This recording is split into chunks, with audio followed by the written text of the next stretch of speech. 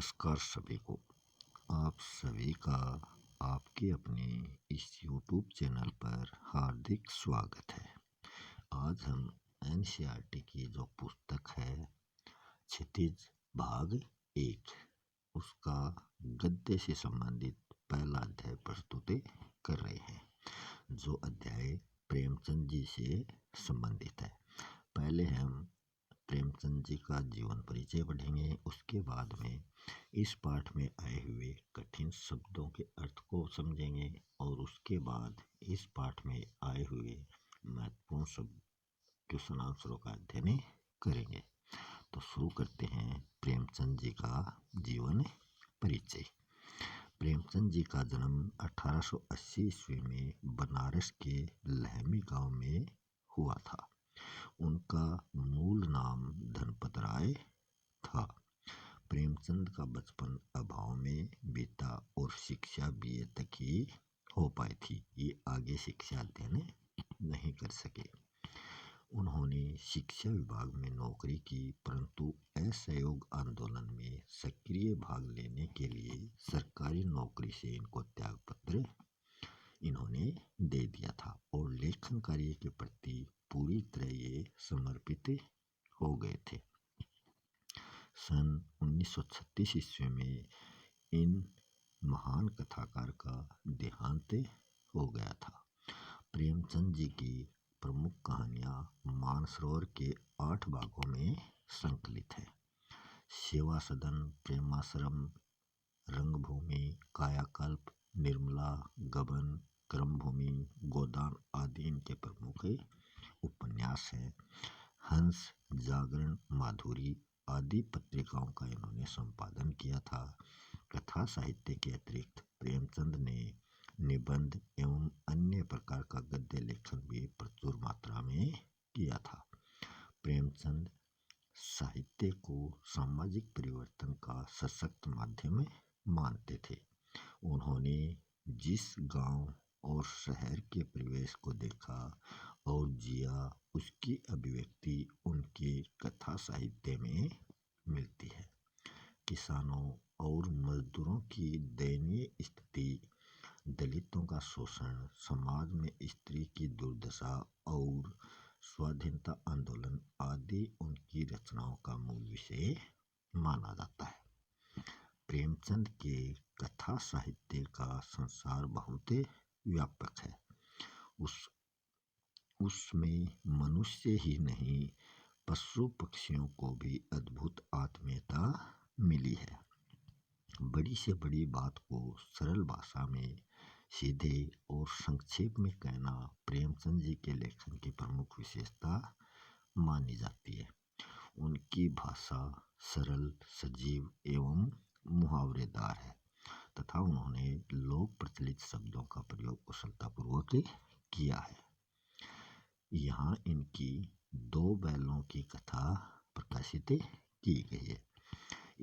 इस कथा के माध्यम से प्रेमचंद जी ने कृषक समाज और पशुओं के भावात्मक संबंध का वर्णन किया है। इस कहानी में उन्होंने यह भी बताया कि स्वतंत्रता सहज में नहीं मिलती, कि जो स्वतंत्रता है वो हमें आसानी से मिलने वाली नहीं है। उसके लिए हमें बार बार संघर्ष करना पड़ता है। इस प्रकार परोक्ष रूप से यह कहानी आज़ादी के आंदोलन की भावना से जुड़ी हुई है। इसके साथ ही इस कहानी में प्रेमचंद ने पंचतंत्र और हितोपदेश की कथा परंपरा का उपयोग और विकास किया है। अब हम इसके शब्दार्थ देखते हैं। पहला शब्दार्थ है निरापद, जिसका अर्थ होता है सुरक्षित। पछाई होता है पालतू पशुओं की एक प्रकार की नस्ल। विषाद, उदासी। पराकाष्ठा मतलब अंतिम सीमा। सभ्य होता है शिष्ट और इस सभ्य का विलोम शब्द होता है बर्बर। बर्बर होता है जंगली और सभ्य होता है शिष्ट। अंतर्ज्ञान मतलब मन में होने वाला ज्ञान। गण्य मतलब सम्मानित। नांद होता है पशुओं का चारा पात्र। गोई होता है जोड़ी। पगैया होता है पशुओं को बांधने की रस्सी। कनखी होता है तिरछी नजर। चोकर गेहूं जौ का जो छानस होता है, गेहूं जौ को छानने, उसके आटे को छानने के बाद में जो बचता है वो चोकर कहलाता है। प्रतिवाद मतलब विरोध। आपेक्ष दोषारोपण। ऐंठना, अकड़ना। गराव पशुओं के गले में डालने वाली फुंदेदार रस्सी। मसलहत मतलब हितकर। तेवर होता है नजरिया। आत्मीयता होता है अपनापन। मल्लयुद्ध होता है कुश्ती।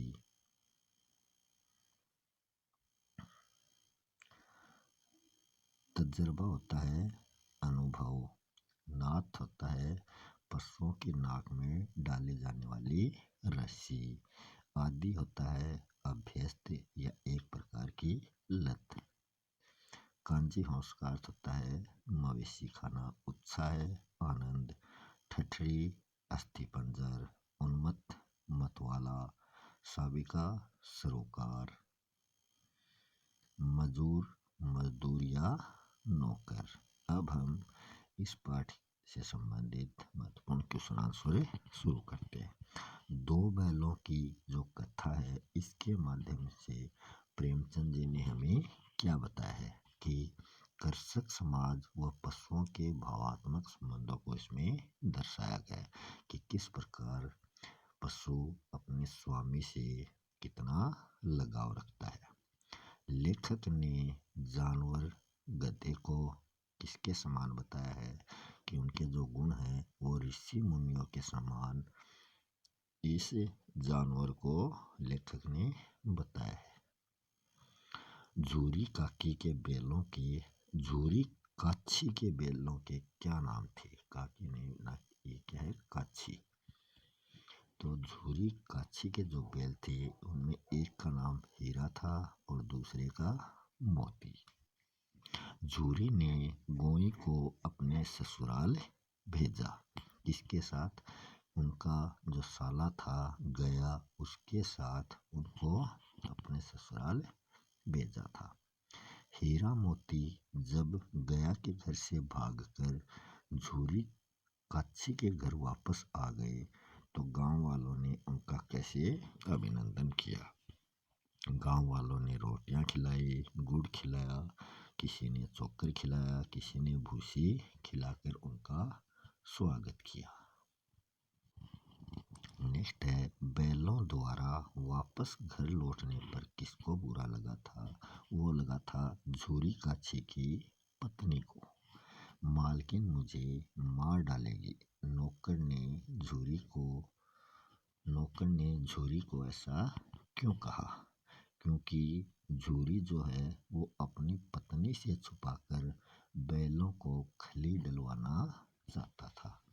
कि झूरी की पत्नी ने नौकर को मना कर दिया कि जब वो बैल उसके भाई के घर से भागकर वापस आ गए तो उसकी पत्नी ने कहा कि इनको सिर्फ सूखा चारा ही डालना है, मगर वो सूखा चारा खा नहीं रहे थे। तो झूरी ने चुपके से नौकर को कहा कि इनको थोड़ी खली डाल दे।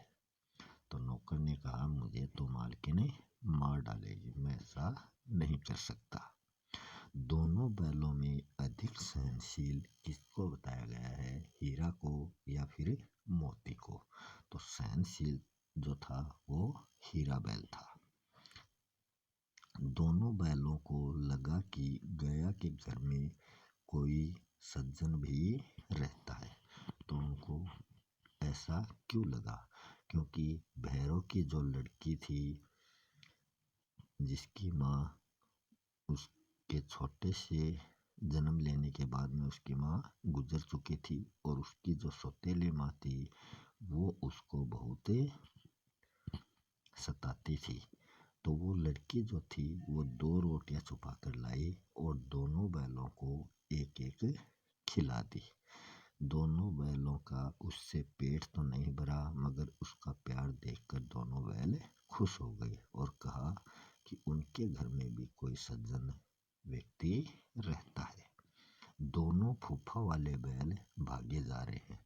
ये जोर से वही लड़की चिल्लाई जो उन बैलों को रोटी खिलाती थी। छोटी लड़की ने बैलों को पहले आज़ाद किया, फिर कहा कि आप भाग जाओ।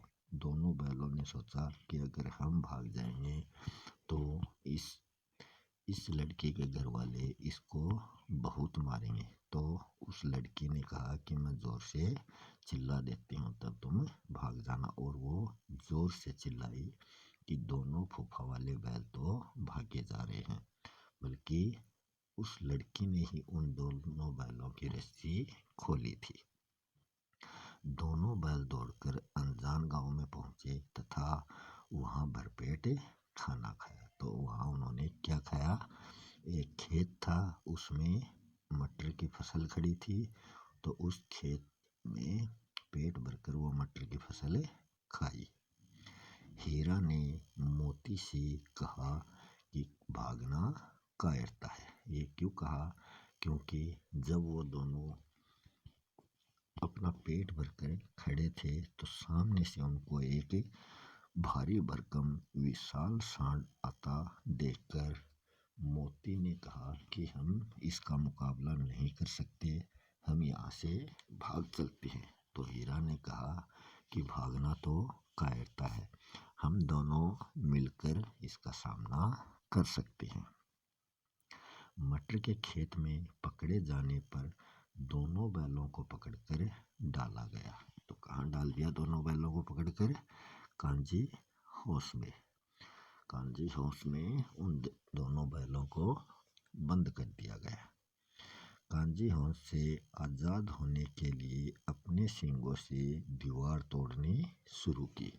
तो शुरू किसने की? हीरा ने की थी, मगर वो दीवार टूटती उससे पहले ही वहाँ के चौकीदार ने उसे हीरा को दीवार तोड़ते हुए देख लिया और आकर उसकी 2-4 लकड़ी की मारी और लकड़ी से पिटाई की और बहुत मोटी रस्सी से उसको बांध दिया। किंतु बाद में उसका जो बचा हुआ काम था वो मोती ने पूरा किया और मोती ने उस दीवार को तोड़ दिया था। मोती ने कांजी हाउस की दीवार तोड़ी तो 3 घोड़ियां, बकरियां व भैंसें तो वहां से भाग गई, मगर वहां से कौन नहीं भागना चाहता था? तो 2 गधे वहीं थे, वो भागना नहीं चाहते थे। उनको पता था कि अगर भागेंगे और दोबारा पकड़े जाएंगे तो उनकी बहुत पिटाई होगी। लेकिन मोती ने सींग मार मार कर उनको भी भगा दिया। नीलामी में कांजी हाउस के दोनों बैलों को किसने खरीदा था? तो एक दड़ियल आदमी था, उसने उन दोनों बैलों को खरीदा था। जब दड़ियल आदमी दोनों बैलों को अपने घर ले जा रहा था तो रास्ते में झुरी का गांव आया, तो दोनों बैल छुड़ाकर भाग गए। तो दोनों बैल झुरी के पास भाग गए। जब दोनों बैल गया के घर से आ रहे थे तो रास्ता भूल गए और अनजान गांव में चले गए। उनको कुछ याद नहीं आ रहा था, मगर जैसे ही वो दड़ियल आदमी उनके गांव से होकर गुजर रहा था तो उनको वो गलियां और वो खेत सब कुछ दिखाई दिए जो वो पहले वहां से गुजरे थे। तभी वो वहां से दड़ियल से छुटाकर गया के घर पहुंच चुके थे। इसी के साथ ये अध्याय समाप्त हो चुका है। अगर आपने अभी तक इस चैनल को सब्सक्राइब नहीं किया है तो इस चैनल को सब्सक्राइब ज़रूर कर लें। इस चैनल पर आपको कक्षा 9 से लेकर 12 तक जो गद्य से संबंधित जितने भी अध्याय हैं उनसे संबंधित शब्दार्थ और उन अध्यायों में बनने वाले जो महत्वपूर्ण प्रश्न उत्तर हैं उनका अध्ययन आपको इस चैनल पर मिल जाएगा। तो शुरू करते हैं हम इसका दूसरा अध्याय। दूसरा अध्याय है राहुल सांकृत्यायन जी से संबंधित। राहुल सांकृत्यायन का जन्म 1893 ईस्वी में उनके ननिहाल गांव पंधा, जिला आजमगढ़, उत्तर प्रदेश में होता है। उनका जो पैतृक गांव था वो कनेला था। उनका जो मूल नाम है, राहुल सांकृत्यायन का मूल नाम जो है वो केदार पांडे था। उनकी शिक्षा काशी, आगरा और लाहौर में हुई थी। सन 1930 में उन्होंने श्रीलंका जाकर बौद्ध धर्म ग्रहण कर लिया। तब से उनका नाम राहुल सांकृत्यायन हो गया था। राहुल जी पाली, प्राकृत, अपभ्रंश, तिब्बती, चीनी, जापानी, रूसी सहित अनेक भाषाओं के जानकार माने जाते थे। उन्हें महापंडित कहा जाता था। सन 1963 ईस्वी में इनका देहांत हो चुका था। राहुल सांकृत्यायन ने उपन्यास, कहानी, आत्मकथा, यात्रावर्त, जीवनी, आलोचना, शोध आदि अनेक विधाओं में साहित्य सर्जन किया। इतना ही नहीं, उन्होंने अपने ग्रंथों का हिंदी में अनुवाद भी किया था। मेरी जीवन यात्रा, जिसके 6 भाग थे, दर्शन दिग्दर्शन, 22वीं सदी, वोल्गा से गंगा, भागो नहीं दुनिया को बदलो, दिमागी गुलामी, घुमक्कड़ शास्त्र उनकी प्रसिद्ध कृतियां हैं। दिग्दर्शन जो है, इसका संधि विच्छेद करेंगे तो यह हो जाएगा दिक् धन दर्शन, जो व्यंजन संधि है। साहित्य के अलावा दर्शन, राजनीति, धर्म, इतिहास, विज्ञान आदि विभिन्न विषयों पर राहुल जी द्वारा रचित पुस्तकों की संख्या लगभग 150 है। राहुल जी ने बहुत सी लुप्तप्राय सामग्री का उद्धार कर अत्यंत महत्वपूर्ण कार्य किया है। यात्रावर्त लेखन में राहुल जी का स्थान अन्यतम है। उन्होंने घुमक्कड़ी का शास्त्र रचा और उससे होने वाले लाभों का विस्तार से वर्णन करते हुए मंजिल के स्थान पर यात्रा को ही घुमक्कड़ का उद्देश्य बनाया।